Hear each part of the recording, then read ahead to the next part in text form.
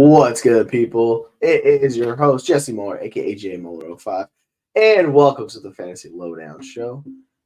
I wanted to kind of do a little bit something different this week because we're hitting week 13. It's the bye apocalypse week. We have a doozy of teams on a bye. Just to give you a refresher, we have Baltimore, we have Buffalo, we have Vegas, we have the Giants, we have a key amount of 6 total teams on a bye week this week, right? And it teams are making a push for the playoffs. This week is incredibly important. So I know we talked about it early in like the beginning of the season where, week 13 is not that bad. Yeah, it's kind of a big deal. There's a lot of key players. And what I wanted to get at is to really focus on the truly elite players, not necessarily from a value standpoint, because we're talking about this in dynasty format, but the guys that are quote unquote league breakers that are single-handedly winning you weeks. And ideally, if you're stacking multiple guys together on that team of yours, you're winning your league. Like, this is how you get those true difference makers. That's how you go about it. So we have been doing some video clips of individual players. I wanted to go at a broader approach this week and not focus on individual players because a lot of you are coming up against your trade deadline if you have not already hit your trade deadline. So, don't get me started on trade deadlines in Dynasty. I don't think there should be one. If people want to make the push and go on, like, that's their choice. They live with the consequences of that choice after this year, right? I get both sides of the argument, but for me, a lot of them seem like they are the week of playoffs. So we have this week, and then we have week 14 before playoffs start. So you have 2 weeks really to make that push into getting these elite players. So this is what I wanted to focus on this week, and in particular, I'm sure you noticed the players we're going to talk about. Like, we're going to talk about the 2 difference makers. So that means the Jalen Hurts, the Josh Allens, the Christian McCaffreys, the Tyreek Hills, the Keenan Allens, those type of players, right? That are just, you have them in your lineup, you're getting a massive advantage each week. For instance, I had a team with, was it Allen and Hurts, I think I had? And they just absolutely steamrolled the competition because that magical Sunday night game, they both went off. It was like 80 plus points. They were the top scoring players of that week. And it wasn't looking promising going into the week, but like playing with those 2 players, you have such an advantage. You're just like, you feel like you were in any game. Like, their floor is super high. The ceiling case is what they had last week. It's bonkers, right? So this is what I want to talk about. So I wanted to bring up WAR. So this is wins above replacement. If you're not familiar with WAR, what it is, it's wins above player. So it's this player, how many quote unquote wins over a replacement player does that individual player give you? So obviously, we're going to hit on the scoring format. It is your traditional 12-team start 10 super flex league, right? So that means you're starting 120 players. Each team has a potential to start 2 quarterbacks. Most do start 2 quarterbacks, but realistically, I wanted to hit on this and show you. So there's no bonuses. It's PPR, 1-point PPR. There's no tight end premium. There's no rushing bonuses. No, this is like your just traditional, like almost like redraft, but just with super flex at 6-point. So the only thing is it's 6-point. I like 6-point because I think it more adequately reflects the good passers in the league, right? If you're passing for a lot of touchdowns, it kind of evens out the Konami cheat code a little bit. So as we dive into this, as you can see here, you can see just how the scoring goes and how it shapes. The left-hand side, the wins above replacement, we have wins above replacement on the left-hand side. The positional rank, so obviously top left is the best players. And if you're curious about this, use Dynasty Daddy. Go into their league settings and select your league. So if you load your username on Sleeper, you can pick all of your individual leagues. So if you have a unique scoring format, it's going to change these values here. So here's the trade value chart on keep trade cut. We'll get on in a second.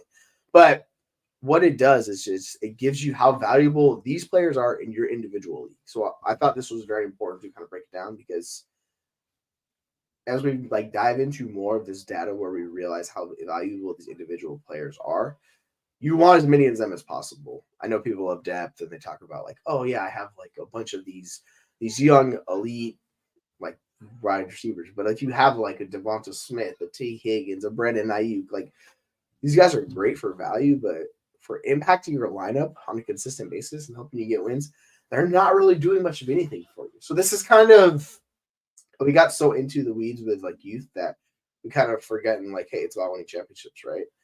And for instance, we'll talk about one of the best veteran producers, Keenan Allen, Mike Evans, those 2 guys. Obviously, Tyreek Hill is a much more expensive version of those guys. But they're single-handedly, they're carrying squads for you. And they were dirt cheap this offseason. And this is what I'm talking about. We'll get into it with their actual trade values, right?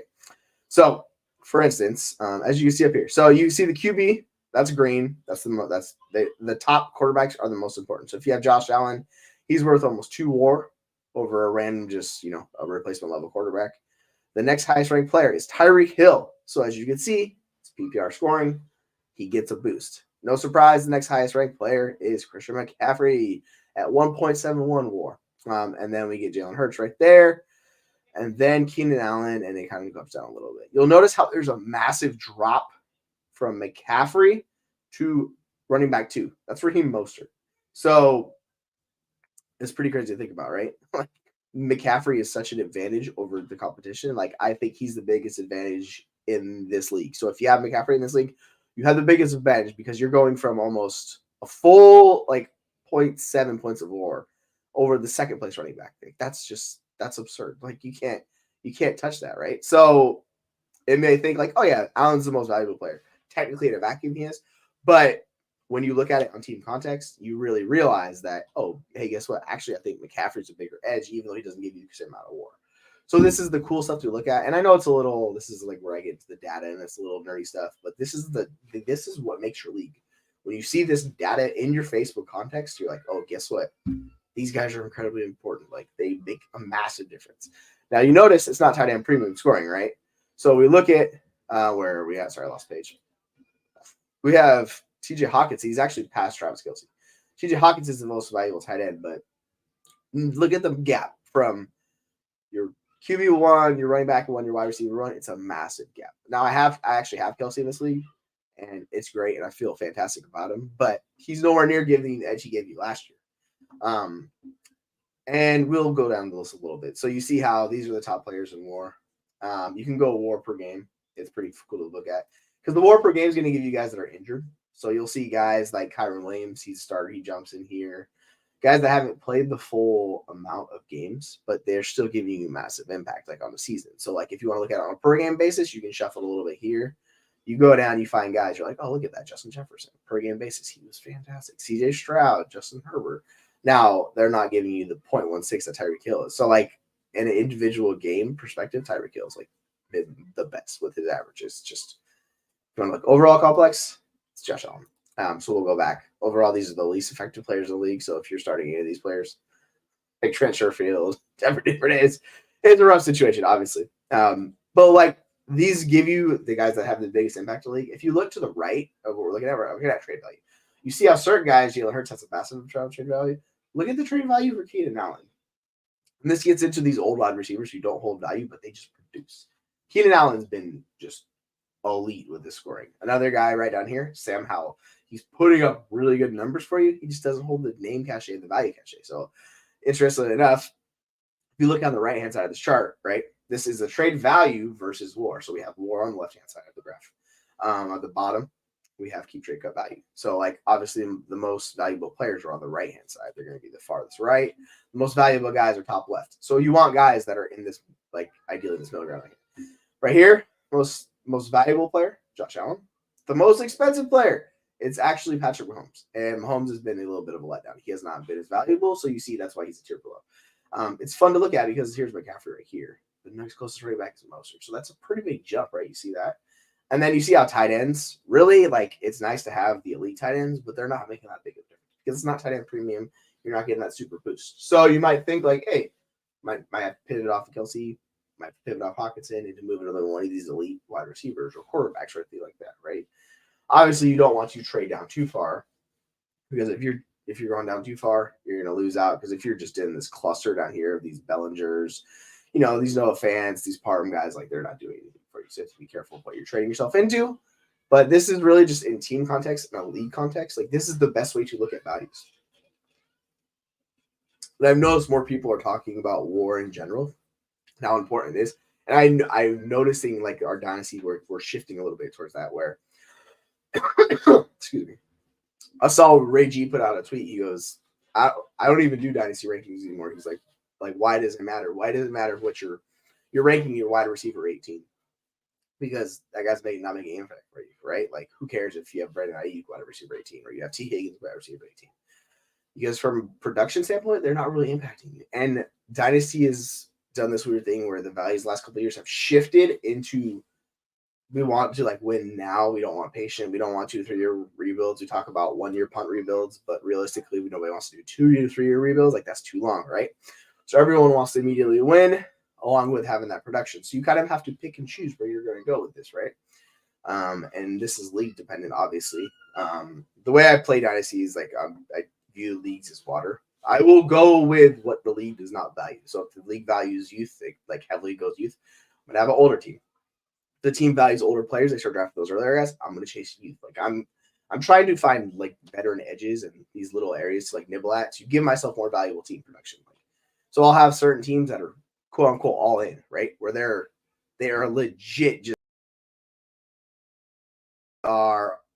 we are missing, a particular youthful players. We have a lot more old guys. On the flip side, I'll have a lot of young teams on the same side where it's draft capital. But the majority of my teams have a nice mix of older players, some younger players. We have a decent amount of draft capital where we can use that draft capital to make a push. But realistically, like I want a few hammers on each of my teams. Like I want some team with a Christian McCaffrey and Tyreek Hill. I want a team with Josh Allen and Travis Kelce. Like I want a couple of teams with a few of those guys at minimum. And some of them are older. I really don't care. Like Tyreek Hill still, he's a top 6 dynasty wide receiver for me because I get 3 years of this. Like I don't. You think I care? He's retiring in 2+ years? No, I really don't. So this is more what I want to hit on, and why I view this stuff as so important to me. Because realistically, like this stuff matters, and I know we kind of struggle with it. But it's nice to like bring that to get people like new eyes on it. So we're trying to shift people's brains a little bit to be like, oh yeah, because for instance, one of my guys in this league, he has a team of Brandon Ayuk, he has Devonta Smith, he has Jonathan Taylor, he has Trevor Lawrence, he has a lot of these young guys, But realistically, like his team's stuck in this perpetual like in between because he doesn't have the truly elite difference makers. He has a lot of decent young players, but if you don't have those hammers, like you're just kind of stuck. And that's the thing we kind of need to think about is like, how do we shift that? Because there legit needs to be a happy medium. Obviously, you can, you go young, you get all the draft picks, and maybe you get those true difference makers. Maybe you hit on A-Chain, maybe you hit on Gibbs or Bijan. But even so, like Gibbs or Bijan, they haven't been the guys we thought they were going to be. This wide receiver rookie class this year has been all over the place. The 2 most valuable dynasty rookie wide receivers are Tank Dell and Puka Nacua.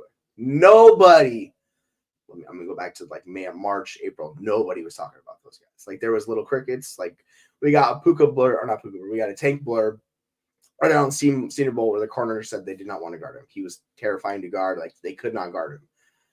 You notice that? Like that's translated to the NFL rather quickly. But because he was small, he's undersized, he's older, people just didn't want him. I got him multiple times in the 4th round of my dynasty leagues. I have him in my home league. Fun story is after week 1 or whatever Dobbins got hurt, I offered him straight up. I was like, here, I'll give you Tank Dell for Dobbins. I did not expect this from Tank Dell, right? The guy declined it. Thank you to you, dude. I appreciate you, Anthony. Salute to you, my friend. You saved my team. Now I got Tank Dell. We ride with Tank Dell. You know what I'm saying? I had another guy in this actually Thunderdome league, which this league is right here, offered me Tony Pollard, and I said I prefer Tank Dell straight up. Why would I do this for Tony Dell? He was like, because he was trying to get a pick on top, and I was like, bro, you got it flipped. Like Tony Pollard does not have any security. He's older. He's going to be a free agent after this year. Where's he going to end up? Like I have Tank Dell on a rookie contract tied to CJ Stroud. He's the best wide receiver in that room.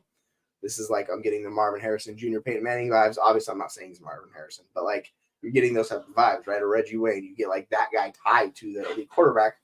It's wheels up. Like this is the thing where obviously if you hit on those rookies and they just come out of the gate and they just slug insane the Puka Nacua, who I kind of think is undervalued now. But you get those difference makers young. Obviously, they make a world difference, but that doesn't mean we should discount solely swinging for those guys in the 3rd and 4th rounds because it's not going to be a great hit rate, right?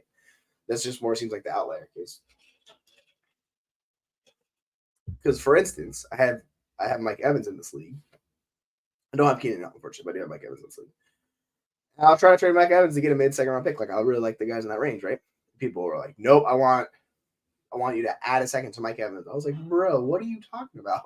Like Mike Evans is still a good wide receiver." People are like, "Nope, he's old because he reached that age threshold, right?" And that's the thing you need to. So yeah, like in this league, I have Travis Kelce. I have Mike Evans. Who else is on my team in this league? Let's see. I'll look it up. I have Saquon. I have Deebo Samuel. These guys that really don't hold immense value anymore, but they're just good players. And then we're solidified with Patrick Mahomes. We got Tank Dell. We had Kirk Cousins, who was a brutal loss, but we went and picked up Josh Dobbs. And totally fine. Like, would have made a trade where I got CeeDee Lamb, flipped Olave, and won for Lamb and a 2, basically. And I was like, yeah, cool, that works for me. I'm fine with that. I'm defending champ. We're trying to go back to another championship. So I'm fine going to get these true difference makers, right? So I have a few of those elite difference makers on my team. Like, yeah, I'm all aboard this trade. If you realize if you have 4 or 5 and like a start 10 or start 11, that's literally half your lineup. That's bringing the hammer. So you have to be like, okay, I don't need all of these elite players. You just need guys you plug in here or there. And then you have a Jerome Ford, and then you hit on them, like we're talking about, take Dell right there, or Puka Nacua, or whoever it is. Like, you have Raheem Mostert on one of the teams like that. And you get these guys where the value's not there, but the production is friggin' there, and it's gonna be ride with them. So this is kind of like the interesting shift we're seeing. And sorry, I kind of got a little tangent there, but I'm gonna jump down. Like, we'll look at these. So these guys are tiered, interestingly enough, by like warp. So you see, there's the 5 truly elite guys that are hitting that. I think it's like 1.5 warp or above. You see that? And then it's basically 1 warp or above. So there's these tiers where it's called league breakers. So if you have Jalen Hurts, you have Josh Allen, Tyreek Hill, Christian McCaffrey, Keenan Allen, if you're starting those guys on your lineup, your team is so smashing. You're absolutely smashing. Now we get down this next tier, mentioned CeeDee Lamb. If you have Dak Prescott, who's been on an absolute tear, CJ Stroud, Justin Herbert, Sam Howell, Patrick Mahomes, Amon-Ra St. Brown. You notice there's a lot of wide receivers in here, right? AJ Brown, then we got Tua, Lamar Jackson, Raheem Mostert, Brock Purdy, Jared Goff. Because this is 6-point passing, you see how those guys are in there. You'll notice these trade values in Keep Trade Cut are massively different. Sam Howell is only 4,800. Stephon Diggs is 5,200. Jordan Love, 4,400. By the way, Jordan Love has caught fire recently. I'm not sure how to treat him, honestly. I think you could, like, his late 1 value is fine with me. It's where that's basically what his range is.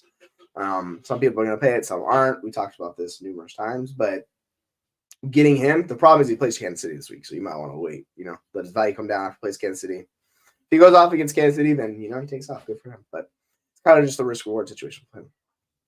You'll see Lamar Jackson. He's been a little bit of a letdown, but he's there.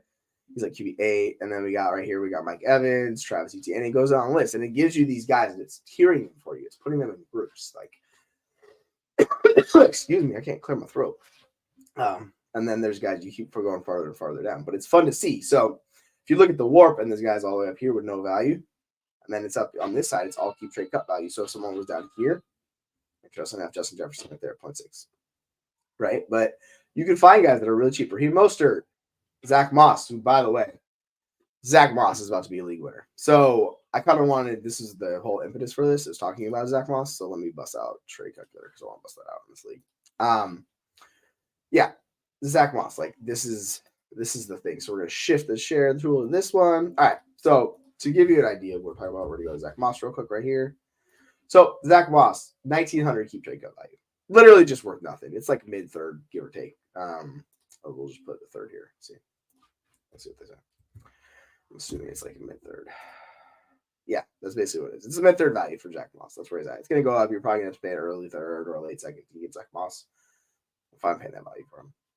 If you want another guy that's going to be a difference maker, a hammer going into the playoffs and possibly throughout the playoffs, like this is why having these guys who are quote-unquote backup bell cows, there's not very many of them.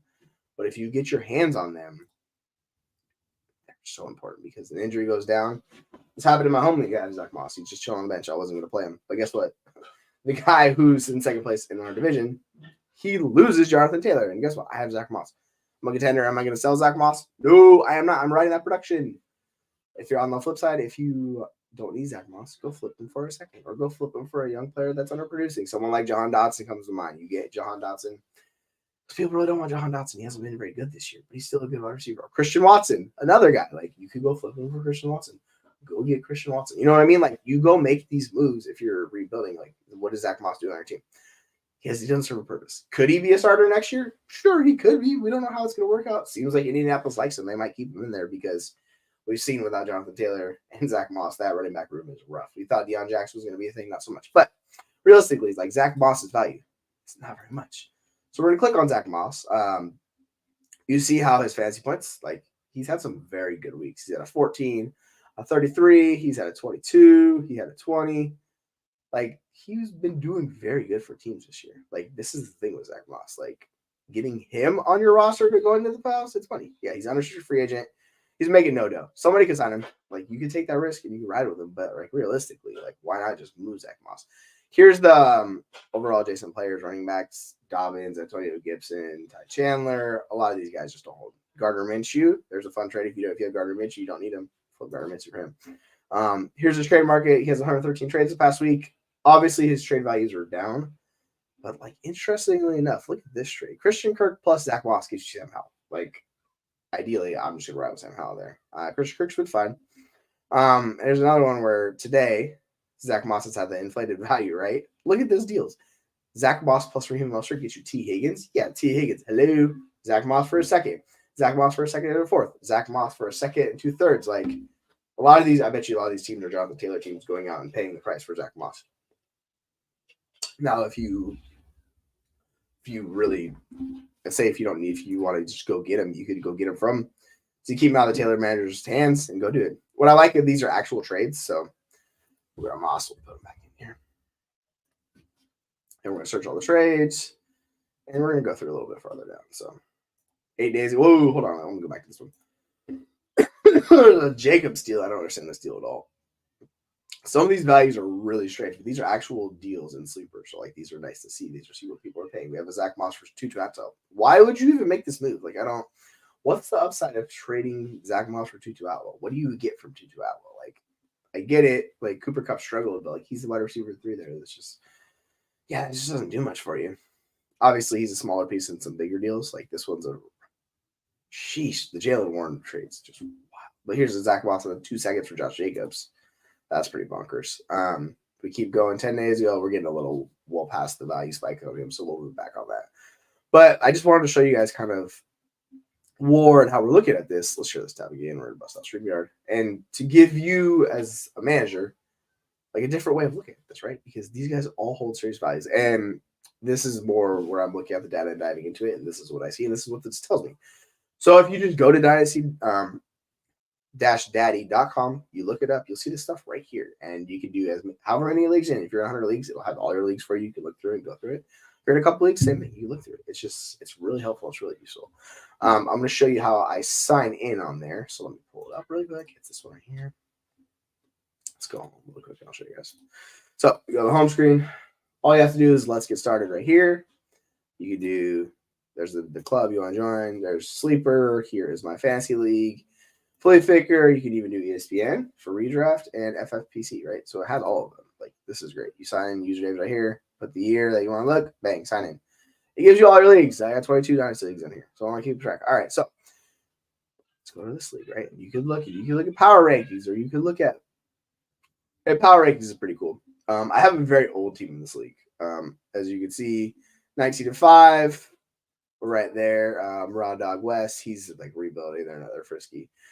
Anthony's team is a contender. Like, they're just fantastic. They are a very good young team. They are terrifying. But this is a 3-headed race. It is myself, Anthony D. We have Layman, the grumpy old man, and Bizarro Jerry, another contender. But these guys don't have near enough its values up. So, like, here's the other contender. You see where his strength is, wide receiver. The other guy, Jaron, strength of wide receiver.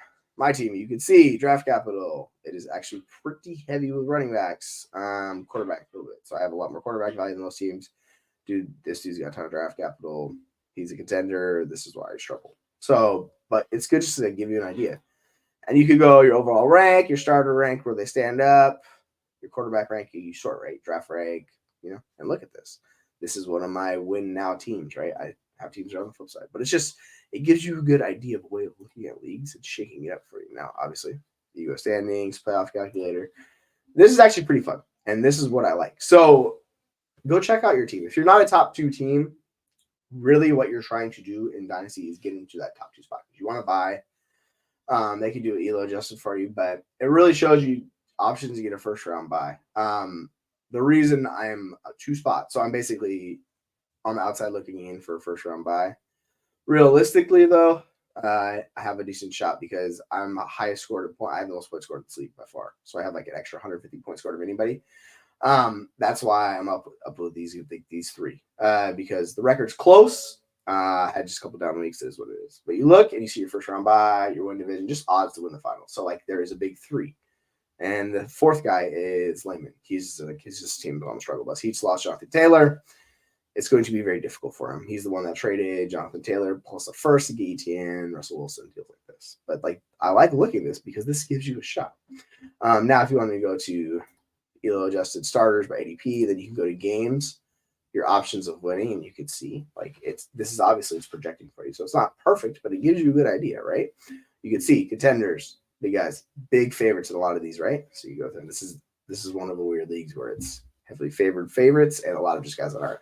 But grumpy old man, eventual powerhouse. You can see like some of these matchups are a lot closer. And then we have right here, we have a big matchup right here. Me and Brett. There, that one.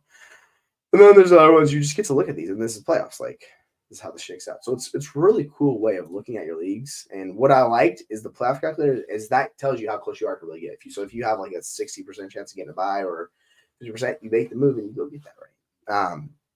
If you're not going to get a buy, it might not be worth to go all in, and that gets to the dynasty strategy. But what I like the war so much about is this gives you players to target and players to find, right? So let's go to the rate war value trade chart. Actually, let's go war. So like this is the guys with the most war, right? So you look how the league scoring is here. As you can see, Christian McCaffrey, Tyreek Hill, same guys are here.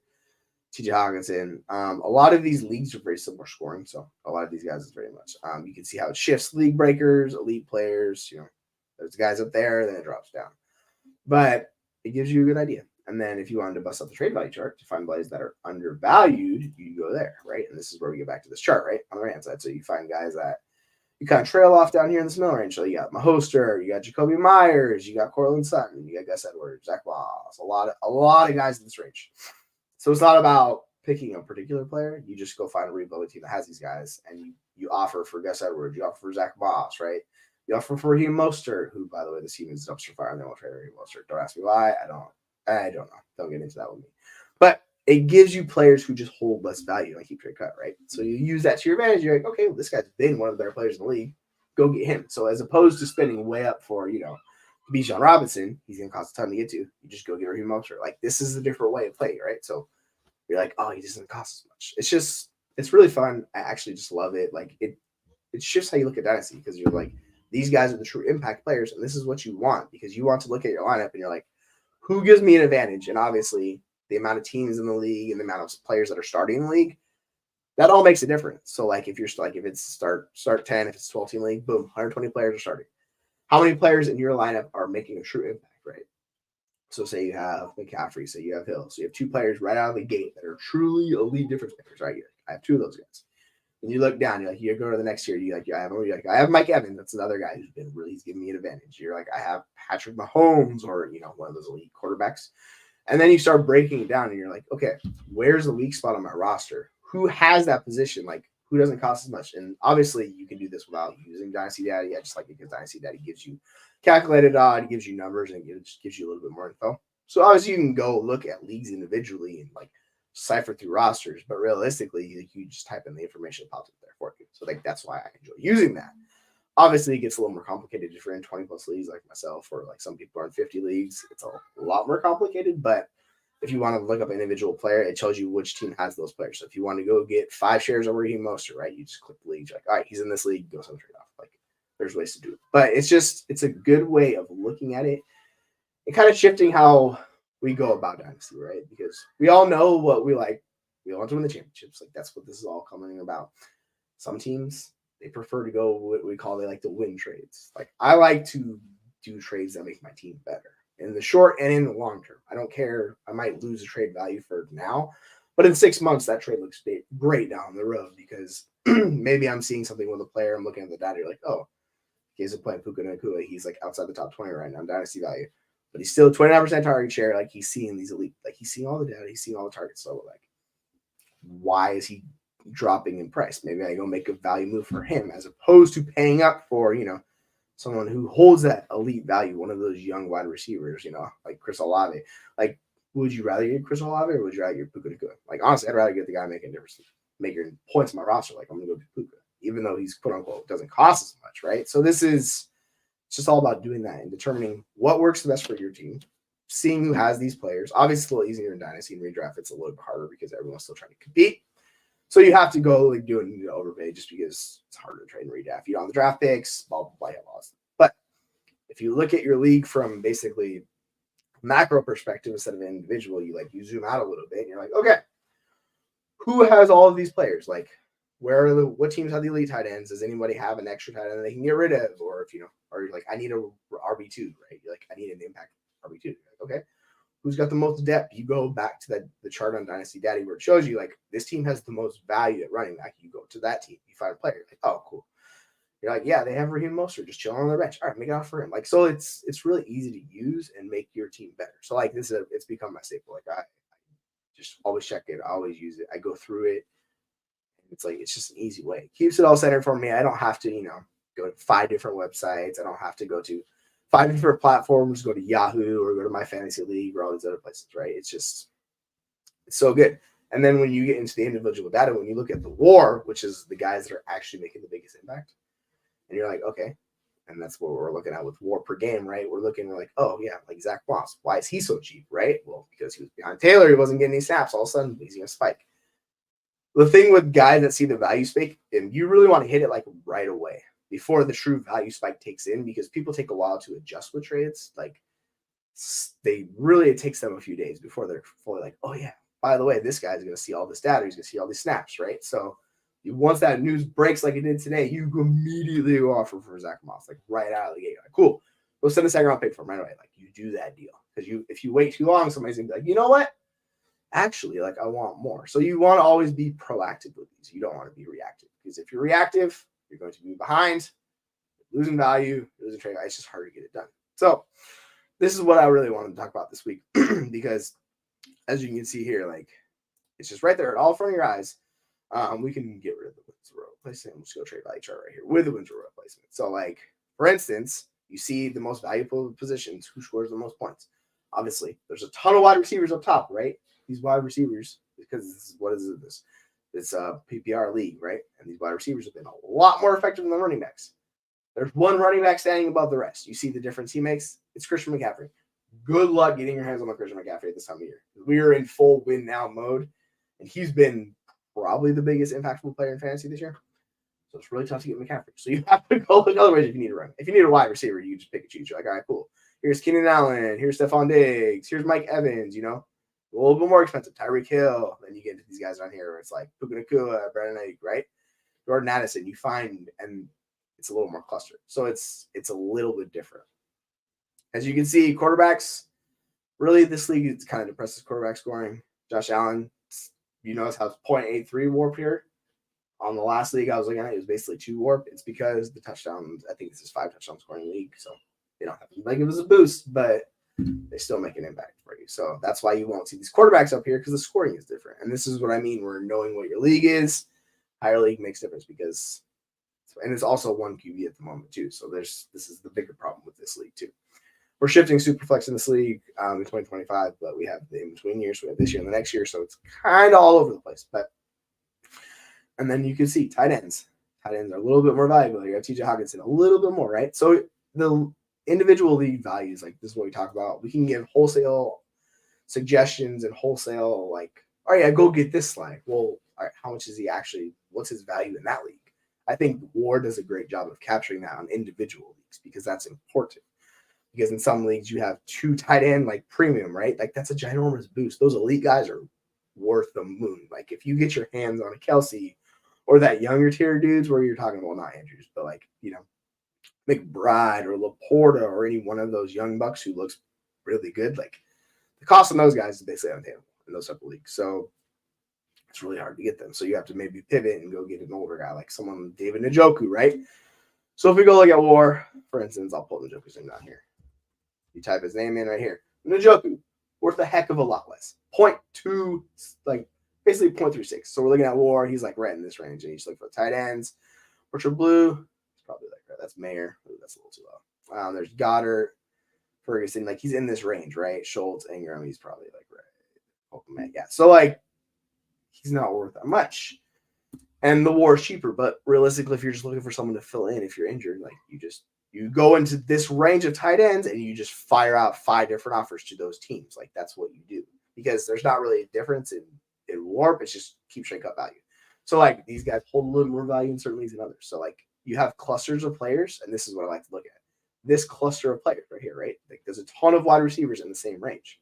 So it's like why go after one guy when you could just attack a group of players, all really giving you the similar production. You just find the cheapest version. So you just send up 5 similar offers, the same offers, all play those. So maybe one of those guys takes your offer. There you go. Good to go. Because you're not really going after the truly different. You're not going all the way up to Tyreek, right? You're paying up for Tyreek, and I mean it's tough to get Keenan Allen right now, but he's still really undervalued in Dynasty compared to a Tyreek Hill, right? And the production pretty dang similar. So like this is what you have to decide. You're like,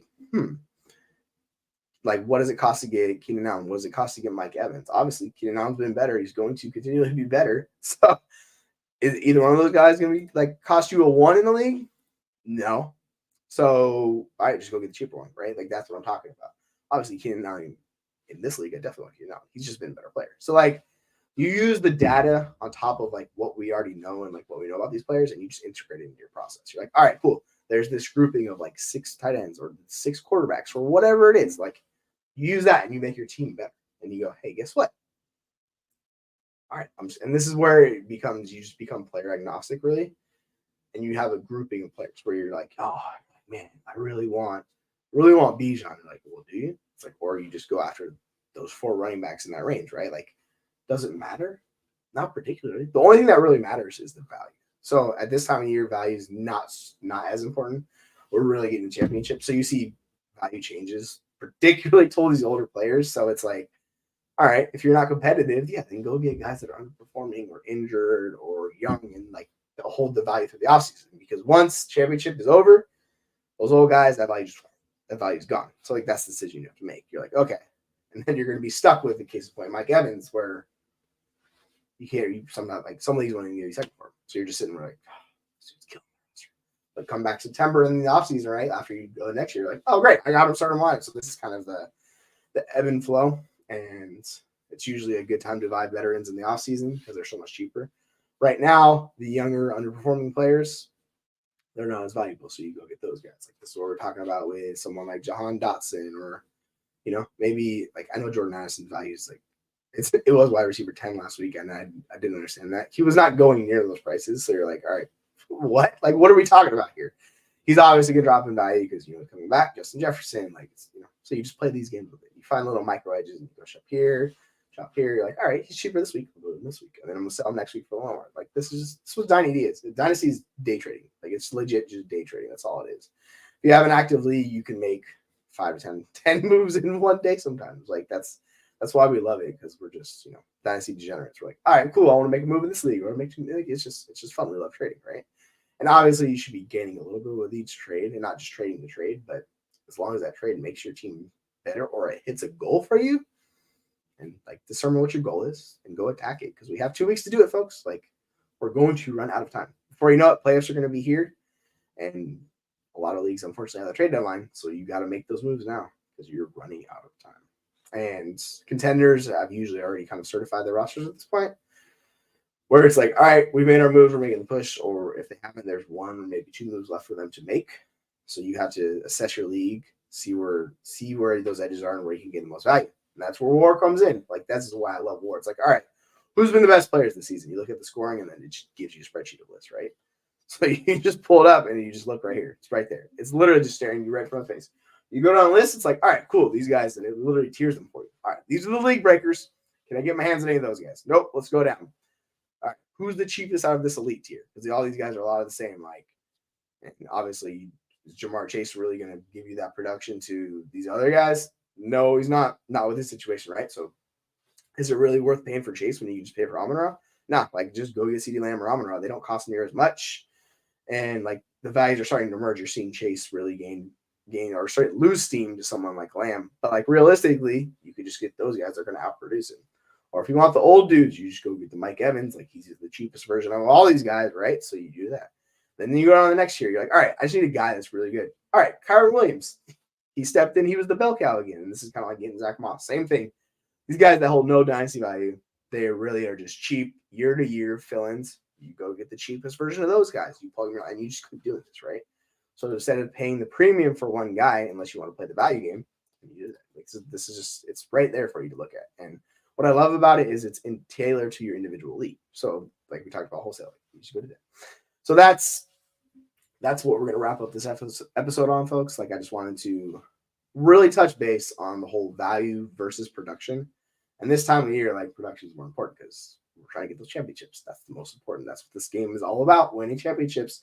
I know the value game's great. It's nice to have those players, but like, it's about getting production into your lineups and winning your, particularly the week 13, the bipocalypse we have coming on, where we have like people losing Jacobs, people losing Adams, people losing Lamar, people losing Dave Flowers, you know, and all these players, they're getting sucked out of your lineup. Josh Allen, he's gone. Stephon Diggs is gone this week. So like, it's a ton of impactful players. So this is the week where if you don't need Zach Moss, you don't need Kyron Williams, you immediately go sell those guys to a team that's competitive for those. And they'll pay you a hefty sum for them because they're going to need it. Because like teams are making that push to get the playoff bids, or they're making the moves for the buy. So like, go make those moves. Don't be afraid. If you lose, if you play afraid, like this happens all the time. Don't be afraid. Make the moves. Go send out the offers. You know, you live and learn with it, but just be active. That's what it's all about. It's dynasty, folks. So, all right, with that, we're gonna wrap this episode off because I got the wife's home watching my daughter doing dinner. It's a little late dinner, but I'm going to go catch up with the family. So hope you enjoyed this episode of Fantasy Lowdown. Your host, Jesse Moore, a.k.a. JMoore05. You can find me on all the social media platforms, you know, any one of them. YouTube, TikTok, Instagram, I guess Snapchat, but Twitter, all of them. So with that, hope you all take care and hope you all have a good week. All right, see you. Have you ever felt? Are you listening? Damn.